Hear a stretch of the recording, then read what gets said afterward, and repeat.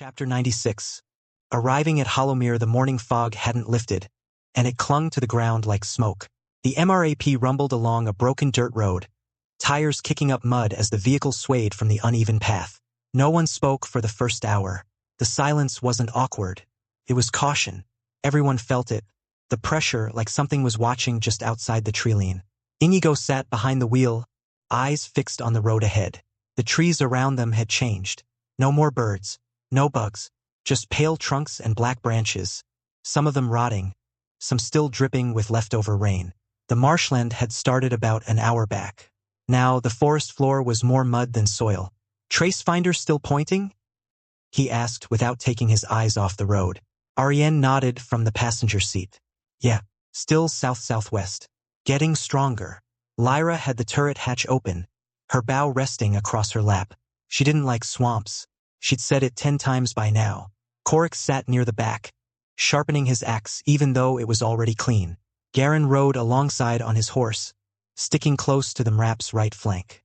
He didn't like being confined in the vehicle, said it dulled his awareness.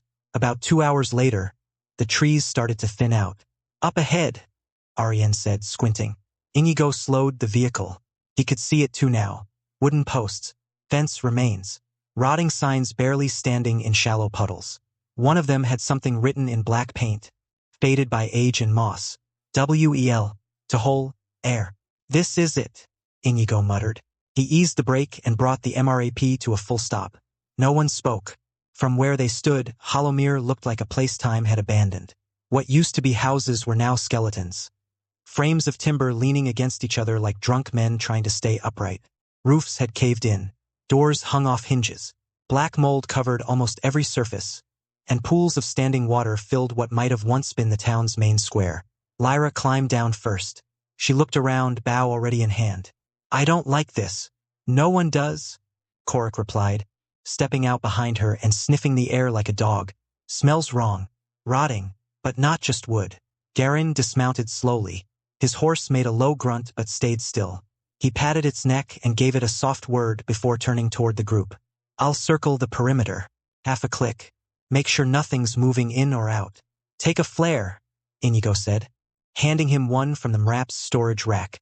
"Signal red if anything follows you." The others nodded and began to move carefully into the town. Ariane held up the trace finder again. The disc pulsed softly, not spinning now, just glowing, pale blue and steady. "This is the place," she confirmed. "The signal's embedded deep, probably underground or within a sealed structure." Inigo looked around. "All right, fan out. Stay in pairs. Don't touch anything unless you have to." The town had a strange weight to it. Not just the silence, but the way sound didn't seem to travel far. Their boots splashed in shallow puddles, but the noise faded almost instantly. No echoes, no feedback. Even their own breathing felt muffled. Korik took point near an old blacksmith's ruin. He poked at a rusted anvil with the tip of his axe. "Tools still here," he muttered, "but no bones." "Maybe they buried their dead," Ariane offered from a few feet away. Lyra checked an overturned cart near what used to be the trading post. "Or maybe something took them." She pointed to the mud. "Footprints. Recent." Inigo knelt beside them. One set, barefoot, adult-sized, days old at most. "They're still here?" Lyra asked. "Or they came back for something," he replied. "Keep your eyes sharp." They pressed deeper. What they found next made them all stop. SAR the novel F. IRDADET website on Google to access chapters of novels early and in the highest quality. A house, mostly intact, had light coming from within. Not torchlight. Something fainter. Magical, maybe. A dull blue flickering, like a soul lantern. It glowed behind one of the broken window slats, then vanished. Inigo signaled with 2 fingers. "Stack up." They approached slowly. No sound. No movement. Korik kicked the door in. Creaked, then collapsed entirely. Inside, the place was clean. Not perfect, but swept. Dust pushed into corners. A wooden table still stood upright with 2 chairs on either side. And on the table, a sealed bottle of water and a blank sheet of parchment. Lyra picked it up. No writing. Ariane stepped forward and held her hand over the page. "There's a faint trace of mana. Illusion magic. Old." Garen came back in at that moment, breathing a little faster. "No one on the perimeter." But something's wrong. Even the animals avoid this place. We're not alone, Inigo said. Someone's been maintaining this house. Or someone very recently did. Ariane adjusted her gloves. We should set up here. Use this building as our base. I agree, Inigo nodded. Secure the perimeter. Check the attic and basement. I want full visibility. They swept the house top to bottom. The attic was empty, just rafters and a broken window. The basement was worse. Wet, cracked stone. But nothing moved. No hidden rooms. They returned to the ground floor and began unpacking light gear. The sun had started to dip by then. What little warmth the day had was fading. Korik blocked the windows with planks. Lyra laid out tripwire alarms around the front entrance. Garen refilled his water from his horse's supply bag and stood by the window, watching. Ariane sat cross-legged in one corner, tracefinder in hand. It's still glowing. Whatever power source or magic signature it's tracking, it's nearby. Inigo cleaned his gun silently. The wind picked up outside. But it didn't sound like wind. It sounded like breathing. They all froze. What the hell was that? Lyra whispered. No one answered. They waited. The sound faded again. Just wind now. Inigo stood. We hold position tonight. No one sleeps at the same time. Rotate watches. We move again at sunrise. Everyone nodded. Outside, Hollowmere remained silent. But it was listening. And something inside the town wasn't ready to be found. Chapter 97. So they can summon using that The silence didn't last. It started with the soft scrape of boots across wet ground. Barely audible, almost part of the wind. Then came the creak of old wood shifting. Somewhere beyond the collapsed buildings, something moved. Not fast. Not loud. Just there. Watching. Waiting. Inside the ruined house, Inigo sat upright with his shotgun resting across his lap. He hadn't slept. Neither had Ariane, who sat cross-legged near the table, her hand hovering over the tracefinder. Its glow had intensified slightly, pulsing like a heartbeat. Korik stood by the door with his axe drawn, peering through a crack in the wood. They're not gone. Search * the novel, F. Ired at NT website on Google to access chapters of novels early and in the highest quality. No, Inigo said quietly. Just hiding again. The others gathered in silence. Lyra was nursing a scrape on her shoulder. Garen had a fresh dent in his pauldron, but nothing serious. No one had died, but they all knew how close it was. Tracefinder? Inigo asked. Ariane nodded. Still reacting. Stronger than before. The source is definitely below us. Then we find the entrance. They moved out cautiously. Hollowmere's buildings loomed like skeletons in fog. The sun was just beginning to rise, casting long, sharp shadows across the empty town square. Most of the cultist bodies from the night before had been dragged off or disintegrated. Only a few blood smears remained. They followed the signal through the town center and toward the old chapel. The roof was partially collapsed, and vines had grown across the stained glass. A broken bell lay shattered near the steps. This was the biggest structure in town, Ariane said. If anything's hidden underground, it'd be here. Korik kicked the doors open with one solid boot. The wooden panels fell inward with a thud. Inside, the pews were broken, and the altar was cracked down the middle. But something stood out immediately. Behind the altar, the stone wall was newer, different color, less worn. Rebuilt, Garen said. Recently. Inigo stepped closer and tapped it with the butt of his shotgun. It echoed hollowly. Help me move it. Korik and Garen dug their fingers into the edges and shoved. After a few grunts, the fake wall gave way, revealing a narrow staircase descending into darkness. A cold breath of air flowed out from below. Lyra pulled her hood up. Why is it always basements? Inigo flicked on a tactical light attached to his gun. Let's move. One by one they descended. The crypt wasn't natural. It had been carved not like a burial site but like a bunker. The walls were smooth stone, reinforced with ancient sigils and newer metal supports. It was a mix of old and new, sacred and military. Torches lined the walls, unlit, but the deeper they went, the more the tracefinder pulsed. About 50 steps down, they reached a chamber. It was circular, maybe 20 feet wide, with a high ceiling. The center held an obelisk, just like the one they'd destroyed in the forest. But this one was intact, glowing faintly, black shardcore embedded at the top. Found it, Ariane whispered. As she raised her hand toward the tracefinder, A symbol lit up across the floor. An arcane circle, previously invisible. A ward. Inigo shouted. Move! Too late. The trap activated. A burst of magical force exploded outward, throwing the team back against the walls. Ariane slammed into a pillar and groaned. Korik rolled and came up on his feet. Lyra hit the ground hard and cursed. The obelisk began to hum, and from the far side of the chamber, something began to rise from the ground. A stone platform lifted, revealing a humanoid figure, chained and unconscious, eyes closed. His skin was pale, almost gray, and he was covered in ritual markings. What the hell is that? Lyra muttered. Before anyone could answer, a voice rang out through the crypt, calm, cold, and familiar. You should not have come. The Lady of Illusion. Her voice echoed, not from a direction, but from everywhere. The obelisk flared, and a projection formed, a flickering image of her standing over the chained figure. He is not ready, she said, but your presence forces my hand. Inigo raised his weapon. Shut it down. Too late. The chains broke with a sound like thunder. The figure gasped awake, and the room exploded in chaos.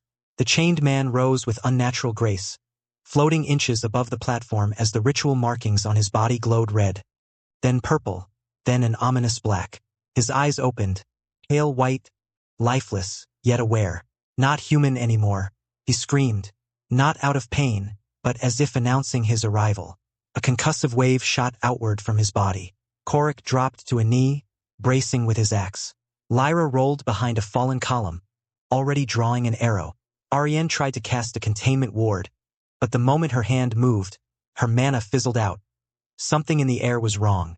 Heavy, distorted.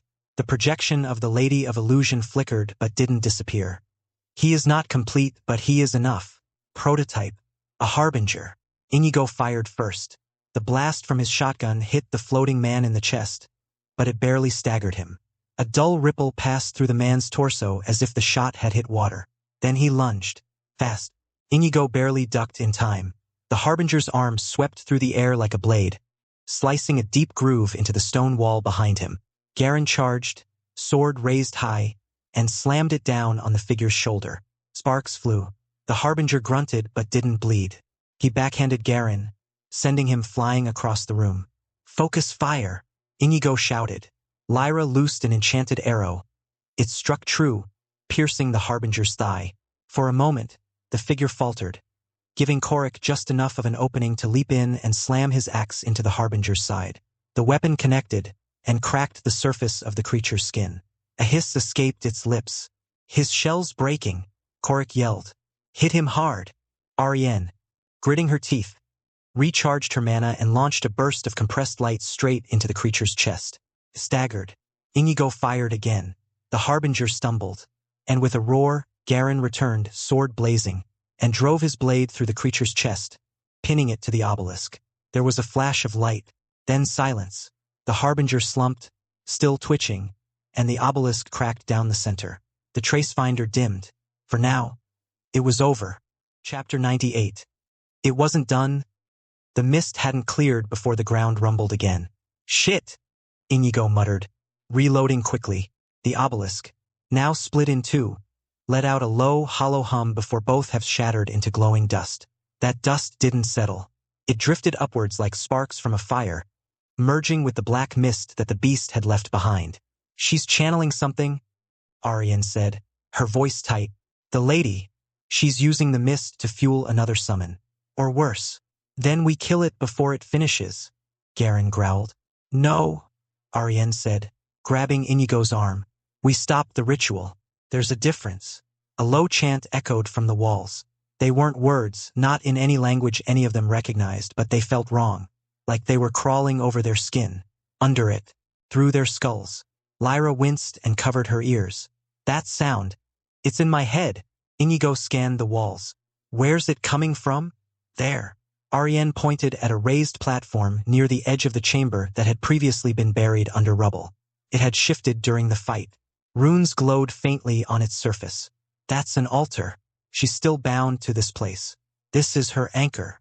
Then we cut the anchor, Inigo said, already moving. Korik, still winded, stumbled upright. Give me 10 seconds to stand. I'll join you. Take your time, Inigo replied. We might only have 8. They ran, Inigo, Lyra, and Garen, toward the altar. As they neared, shadowy figures began to materialize in their path. Transparent at first, then more solid. Illusionary guardians. Wraiths in ragged robes, with blades for arms and no faces. Just blank porcelain masks. Get ready, Garen barked. The first of the wraiths lunged at Inigo. He ducked, fired twice point blank. The thing vaporized in a puff of mist, but 2 more replaced it immediately. Lyra shot through one's head.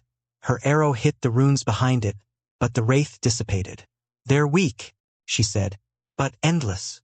Keep moving, Inigo said. Garen charged ahead, swinging his sword in broad arcs. He cleared a path through the next few, but they kept coming. From the walls, the floor, even the air, they didn't make a sound. No growl, no scream, just the slicing of air and the cold pressure of death closing in. Behind them, Ariane remained in the center of the room, drawing sigils in the air as fast as she could. She was building a containment ward, something to sever the connection between the lady and her anchor.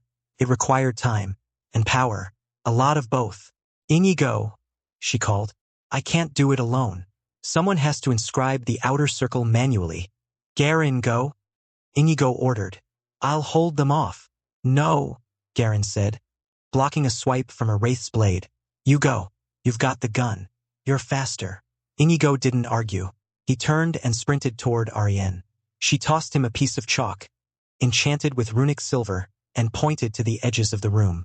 Start carving where the energy lines converge. There, and there. He didn't ask questions. He moved. Sliding to the first point, he began carving.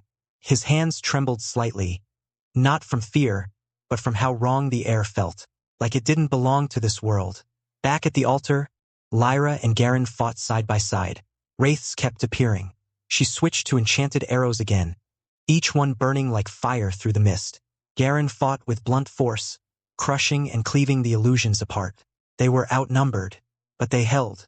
The ritual circle began to glow.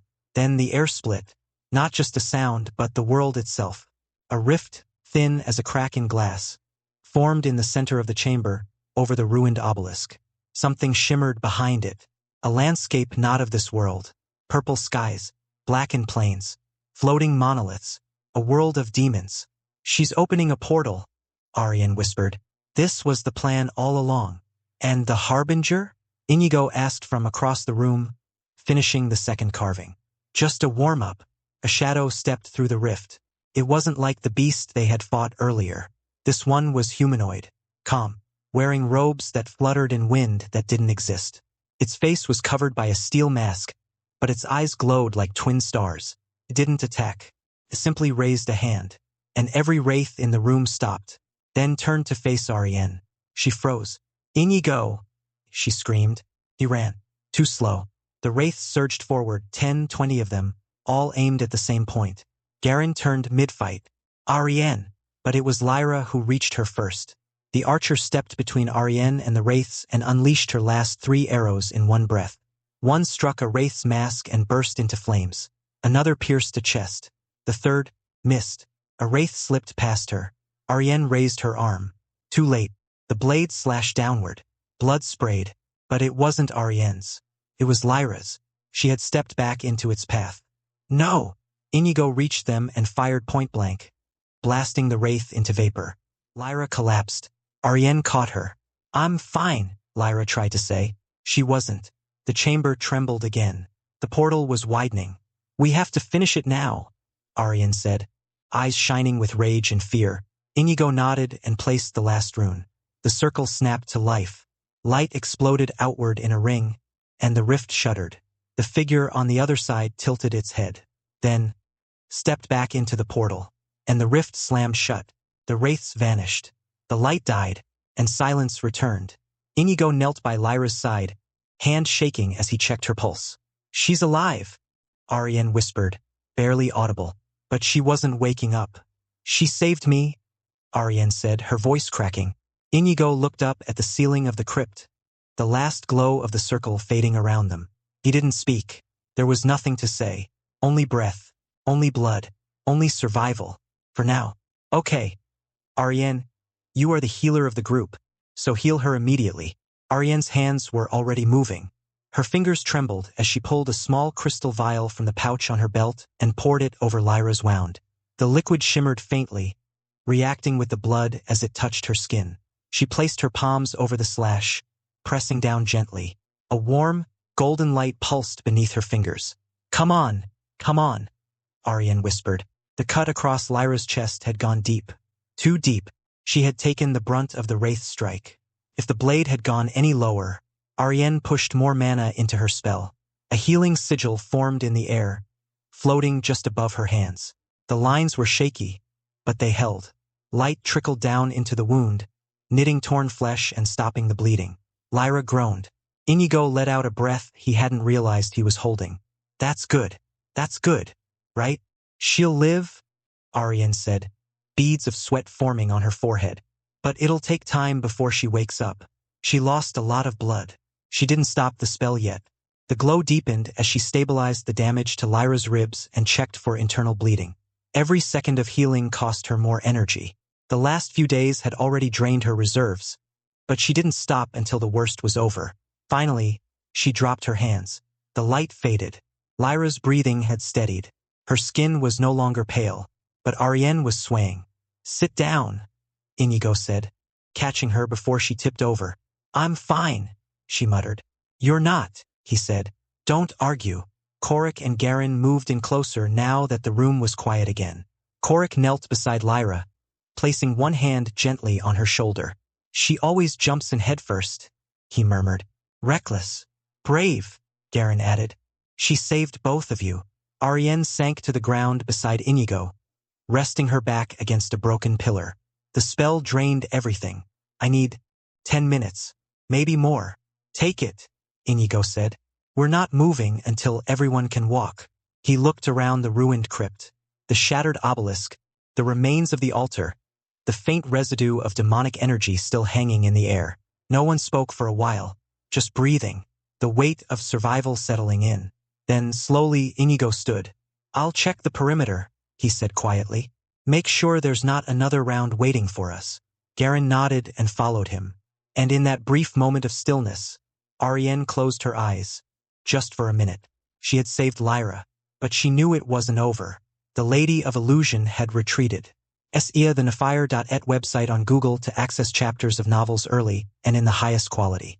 The circle had closed, but only for now. Ariane could still feel it, like a bruise on the fabric of magic. The lady was wounded, yes, forced to pull back. But that presence, it hadn't gone far. It lingered beyond the veil, just waiting for the next weakness. The next mistake. She looked at Lyra again. The archer's chest rose and fell steadily. Alive. That mattered more than anything.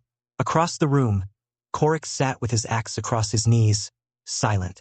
Garen leaned against the wall, eyes fixed on the portal's remains. Chapter 99. We are going to destroy this town. The crypt was silent now, too silent.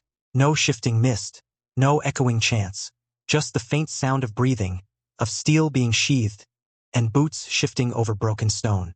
Inigo adjusted the strap of his rifle and stepped deeper into the corridor leading out from the chamber. The torchlight on the walls barely reached beyond the archways, and most of the sconces had long since rotted or fallen. Garen followed a few steps behind, his sword still drawn. Anything? Garen asked. Just shadows, Inigo replied. They cleared one hallway, then another. Nothing moved. No new threats, no lingering presence. But even without danger, the weight of the encounter still hung over them. The Lady of Illusion had pulled back, but they all knew she hadn't been banished, only delayed. After a few more minutes of checking each path, they made their way back. Ariane hadn't moved. She was still sitting on the floor, resting her head against the pillar. Lyra lay beside her, covered in a blanket torn from one of their packs. Her breathing remained stable, her color slowly returning. Korik hadn't spoken, only kept watch, eyes shifting between Lyra and the broken altar like he expected it to rise again. We're clear, Inigo said, setting his rifle down gently and crouching beside Ariane. She didn't open her eyes. Good. You okay? He asked. No. Appreciate the honesty. Ariane finally looked at him. Her face was pale, not from fear but from mana depletion. I can't cast for a few hours. Not even a spark. Inigo nodded. We'll hold tight. Korik stood up slowly. This town, Holomir, it wasn't just a nest. It was a testing ground. For what? Garen asked. Korik stared at the place where the rift had opened. For breaking reality. No one spoke for a while. Then Garen leaned against the wall again and exhaled slowly. How long until Lyra wakes up? Another hour, maybe 2, Ariane said. Her body's strong but healing like that. It's taxing. She'll need rest. Inigo sat down next to her. He picked up a small rock and rolled it between his fingers. I thought we were dealing with cultists. Some rogue magic. Not full-blown demon kind. That wasn't just demon kind, Ariane said. That was a rift to the other side. Someone's helping them from this world. The lady didn't open that alone. Inigo nodded. The Holomir cult. They must be working with the demon army. It's more than that, Ariane said. They're preparing this place. Every ruined town, every forgotten village, they're testing which places can hold a rift. How stable it is. How long they can keep it open. Korik added. Then when they figure it out, they'll open 10, maybe 100. Inigo stood up. Then we stop them before that happens. Ariane looked like she wanted to argue, but she didn't. She simply nodded. The party rested in silence for a while longer. Inigo kept watch, pacing slowly around the room while the others stayed close to the center. The crypt felt less hostile now, but not safe. Eventually, Lyra stirred. Her hand twitched first. Then her head shifted slightly. Finally, her eyes opened, barely. Hey, Ariane said softly, leaning closer. Take it slow. Lyra blinked. You're okay? You should be asking yourself that, Inigo said, kneeling next to her with a smile that didn't quite reach his eyes. Lyra tried to sit up, winced, and fell back. Okay, that hurts. You took a blade to the chest, Korik said. Be glad it hurts. Means you're alive. Lyra groaned. Dumb move. Brave move, Ariane corrected. You saved me. Garen handed her a canteen, which she sipped from slowly. Her color was returning little by little, and though her movement was slow, her eyes had focus now. Did we win? She asked. Inigo answered. We stopped the ritual, closed the rift. But not for good, Ariane added quietly. They'll try again. Lyra let out a breath. Then we kill them next time. Korik chuckled. There's the fighter we know. Inigo glanced at Ariane. We need to bring this to the guildmaster. The capital needs to know what happened here. And fast. Garen nodded. We'll report. But more than that, we need to start planning countermeasures. If the Holomir cult is part of something bigger. They are, Ariane said. I felt it. That masked figure, it wasn't a servant. It was a general. A demon general? Korik asked. Ariane looked grim. Or worse, a herald. A mouthpiece for something stronger. They let the idea settle in. Inigo finally said, Let's get out of here. This place is making my skin crawl.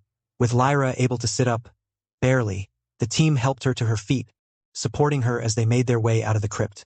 The hallways were still dark, but the pressure had lifted. No more illusions. No more chance. Just the eerie quiet of a place abandoned by time and sanity. As they stepped into the fading light outside, Holomir looked the same. But they didn't. None of them did. They had survived something that wasn't supposed to be survivable. Faced a rift to the demon realm and walked out breathing. But that didn't feel like victory. It felt like the first move in a war. The sun had barely moved. Time didn't seem to work right in Holomir. Either it passed too slow or not at all. The shadows in the street hadn't shifted since they entered the crypt.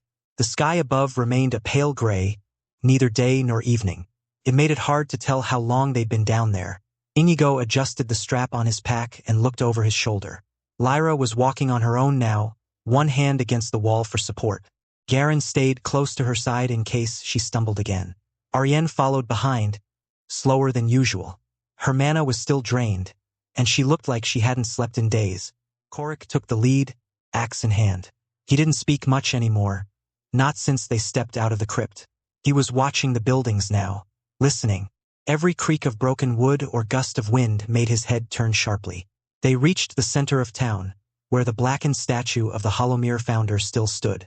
Only now it was cracked straight down the middle and something like soot covered the lower half. Did the wraiths do that? Garen asked. No, Inigo said. That happened before we got here. It wasn't like this in the reports, Lyra muttered. None of this was the cult, the obelisk, the rift. That's because they didn't survive long enough to report it, Korik said. Ariane glanced at a building nearby. Its upper floor collapsed inward. The windows were all broken. A sign hung loosely by a rusted chain. Winnow's Apothecary. Plants had grown through the floorboards, vines reaching into the doorway like fingers. She swallowed. We need to burn it. Excuse me, Garen said. This town, she clarified. The cult tainted it. There are runes embedded in the stone, in the wood. It's already been prepped as a summoning site. Even if the rift is closed, the foundation is still marked. Inigo looked around. She wasn't wrong. Every few feet, strange markings were etched into the stone. Barely visible unless you knew what to look for. The kind of magic that seeped into the bones of a place. Anchors, like roots waiting to sprout. If someone comes back and tries again, Ariane said, they'll pick up right where they left off. Inigo finished. No one argued after that. They made camp just beyond the town's entrance, far enough from the ruins to sleep without staring into darkness. Garen lit the fire. Korik sharpened his axe. Lyra rested with her back to a tree, hood pulled over her eyes, though she didn't sleep. Not really. None of them did. Ariane sat beside Inigo on a flat rock, her legs curled beneath her. You ever wonder how far this goes? She asked after a while. The cult? No. The plan. She gestured toward the ruins. Opening rifts. Summoning beasts. Whatever's pulling the strings from the other side. It's not just random chaos. They're building something, Inigo said. A foothold. She nodded slowly. We just knocked down their first attempt. He looked into the fire. And they'll try again. Somewhere else. Ariane pulled her cloak tighter around her shoulders. I want to stop it before it spreads. But we're not enough. I'm sure the king wouldn't stand idly with the issue. They'll send in more troops to the other sites and take care of destroying it themselves while we focus on our main objective, which is hunting the Demon King. Okay, how are we going to destroy this town? It's huge, Ariane asked. I just got an idea, Inigo said as he purchased 50 C4's explosives at the cost of 15,000 tokens. He materialized one of them and explained. I will plant this thing across the town and set it off simultaneously. This should destroy the town and whatever is left. Chapter 100. The settled side quest. Inigo moved first, setting the charge beneath the ruined apothecary. He knelt by the cracked stone foundation, glancing at the faint, rust-colored sigils etched into the mortar, traces of the cult's presence. He wedged the explosive under a floorboard and secured it with adhesive. His breath hitched slightly, but his expression stayed stoic. Lyra took the next charge. She and Korik lifted a glaring slab beneath the broken statue in the square, slotted the device underneath, and covered it carefully. She looked to Inigo, who gave her a tight nod in reply. She tucked the trigger safely in her pouch. They moved in small teams, one charge planted under the old support beams, another inside the abandoned blacksmith's forge, and another beneath what used to be the barracks. Each placement felt like a blow but also like needed surgery. Ariane and Garen followed them to the chapel. The final, most critical charge went beneath the altar's base, inside the crypt. That obelisk's ritual glow still haunted her mind.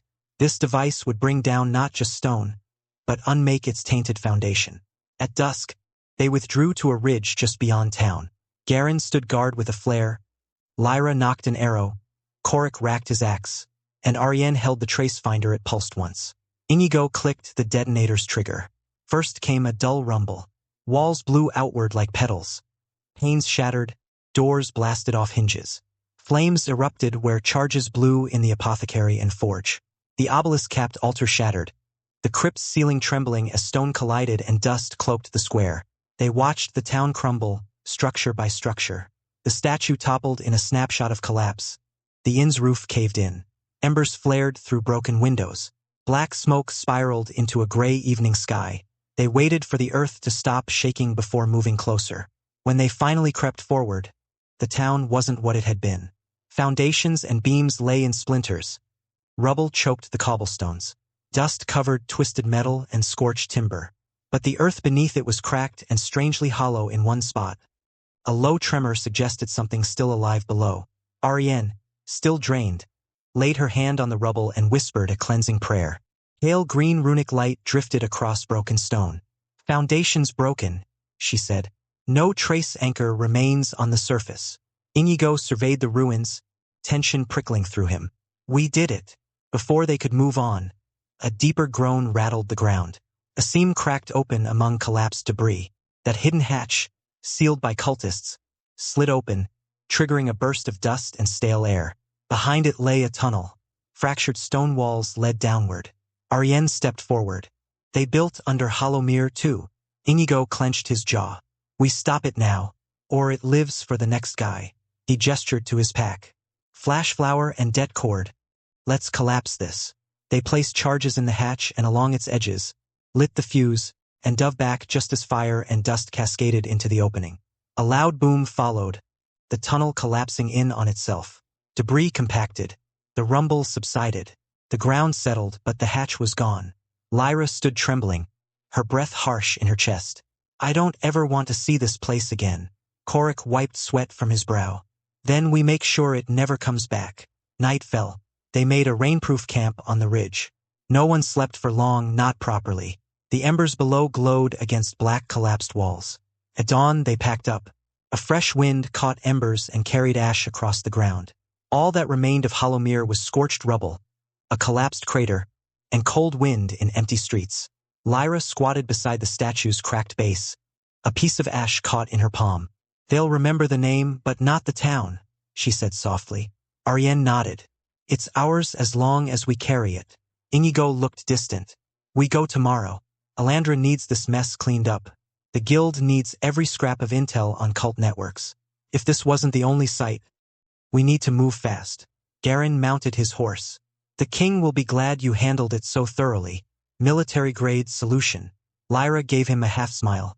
Destruction is easy. Rebuilding always costs more. Korik slung his axe. Then let's just keep moving. Clean up and follow up. Before leaving, they spread the ashes in a line across the ridge's edge, so nothing could grow or take root. A simple ritual.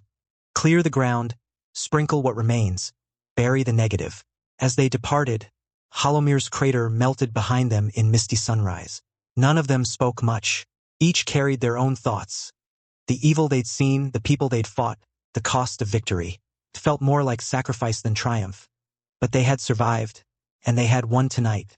Inigo slowed the MRAP just outside the crater's edge.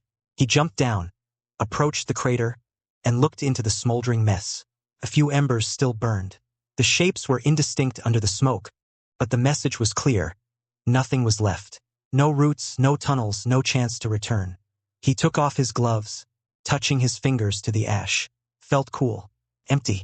Final. He climbed back into the driver's seat. Let's go, he said softly. Lyra eased into the passenger seat, exhaustion in her stance. Ariane sat in the back. Garen rode alongside. Korik climbed in behind the wheel bay. He started the engine. As the MRAP crawled away from Holomere, he glanced back just once at the smoldering crater. It looked like a scar on the land, something raw and hard to forget.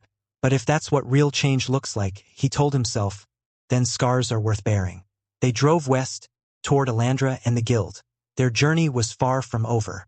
What they destroyed here was just one site in a larger darkness, and something else waited beyond these hills. A bigger fight. A broader war.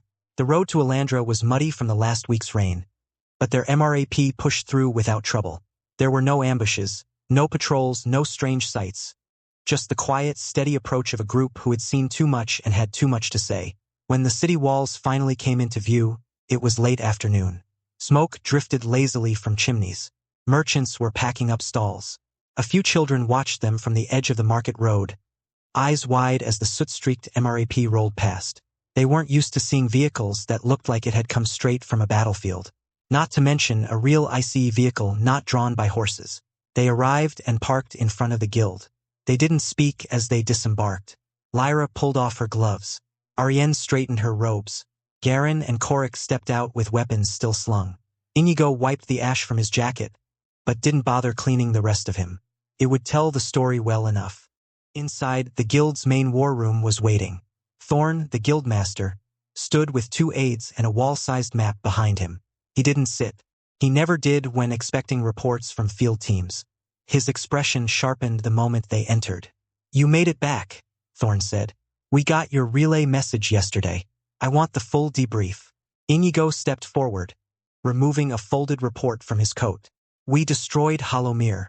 Thorn frowned. Destroyed it? Why did you do so? Ariane stepped beside Inigo. Because there was a partial opening.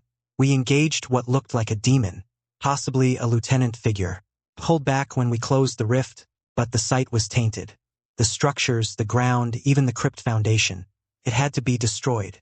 We buried the town, Korik added simply. Thorn folded his arms. I assumed that wasn't metaphorical. We planted C4 at 5 major anchor points, Inigo confirmed. Then collapsed a sealed tunnel underneath the town. Any remaining trace was neutralized.